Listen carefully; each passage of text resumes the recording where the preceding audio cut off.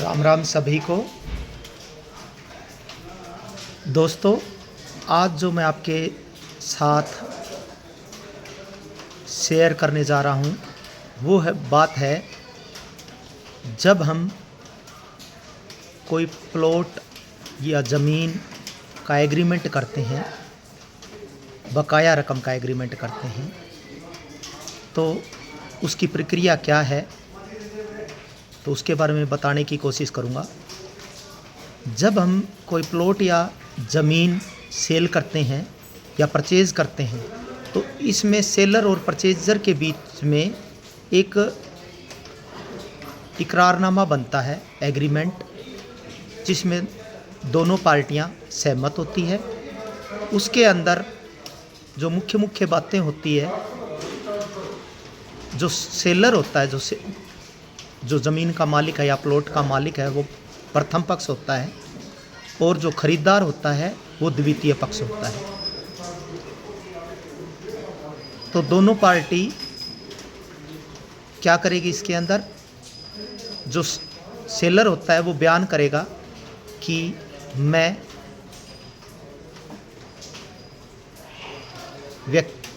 जो भी ABC जो भी है, पिता का नाम, एड्रेस और रेजिडेंस आ जाएगा। फिर सेकंड पार्टी का नाम, उसका पिता का नाम और एड्रेस आ जाएगा। उसके बाद में प्रथम पक्ष ये कहेगा कि प्रथम पक्ष एक प्लॉट जिसका नंबर ये है, वक्का जहाँ पर जिस स्थान का में है वो प्लॉट, वो स्थान का जिक्र होगा। उसका साइज़ क्या है, यानी वो रकबा कितना है, और उसका रजिस्ट्री नंबर क्या है। उसके बाद में वो बोलेगा कि मेरा प्लॉट है, ये पाक और साफ है, किसी तरह का कोई भी इसके ऊपर लोन या रहन नहीं है, भाई प्लाट है वो साफ़ सुथरा है। उसके बाद में ये होगा कि मैंने ये प्लॉट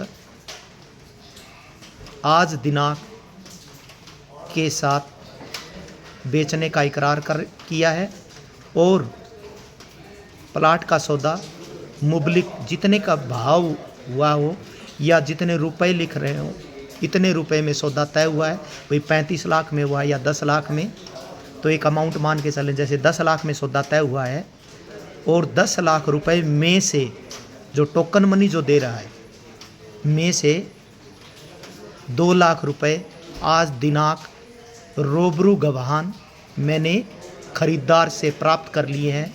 वह बकाया रकम जब रजिस्ट्री होगी, कोई तारीख रखते हो, अगर भाई 1 महीने की रख रहे हो या आप रजिस्ट्री पे लिख रहे हो, जब भी रजिस्ट्री होगी तब प्राप्त करने का पाबंद रहूँगा, खरीदार देने का पाबंद रहेगा।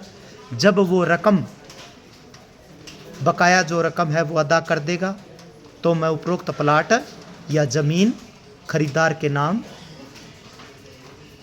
ट्रांसफ़र कराने का मैं और मेरे वारिसान पाबंद रहेंगे। और खरीदार जिसके भी नाम चाहे वो खुद के नाम करवाए या किसी और के नाम करवाए, उसके नाम हम कराने के पाबंद रहेंगे। ये मुख्य बात ये है इसकी। उसके बाद में एग्रीमेंट कंप्लीट हो जाता है। लास्ट में ये लिखा जाता है कि दोनों फ्रीकेन, उर्दू का शब्द होता है फ्रीकेन, यानी दोनों पार्टीज़ ने इस इकरारनामे को पढ़ व समझ लिया है, और समझकर ही इस पर अपने हस्ताक्षर किए हैं। फिर प्रथम पक्ष, द्वितीय पक्ष और उनके कोई विटनेस हैं वो साइन करेंगे। और इसकी मुख्य बात ये है कि इस एग्रीमेंट को जो पब्लिक नोटरी है उसके अंदर रजिस्टर्ड कराएं, ताकि कल को कोई दिक्कत आए तो उस दिक्कत में बचा जा सके। और इसमें एक बात और है कि एक लाइन ये भी ऐड होना ज़रूरी है कि इस दिनांक को अगर दिए गए मुकर्रर मियाद को द्वितीय पक्ष जो खरीदार है वो रकम अदा नहीं कर पाता है, तो उसके द्वारा दी गई रकम जब्त मानी जाएगी और सौदा कैंसल माना जाएगा। यही बात सेलर पे लागू होती है, जो बेच रहा है, ज़मीन का मालिक या प्लॉट का मालिक। भाई अगर दिए गए वक्त के ऊपर प्रथम पक्ष उक्त प्लाट या ज़मीन द्वितीय पक्ष को, खरीदार को स्थानांतरण ना करा पाता है किसी कारणवश, तो वो जो ली गई रकम है उसका डबल देने का पाबंद होगा। ये भी एक मुख्य बात थी जो उसके अंदर ऐड होगी। तो ये एक कंप्लीट जो इकरारनामा है उसकी लैंग्वेज है। तो इस तरह लिखा जाएगा। किसी को समझ में ना आया हो तो वो एक बार दोबारा इसको रिपीट कर ले। जय राम जी।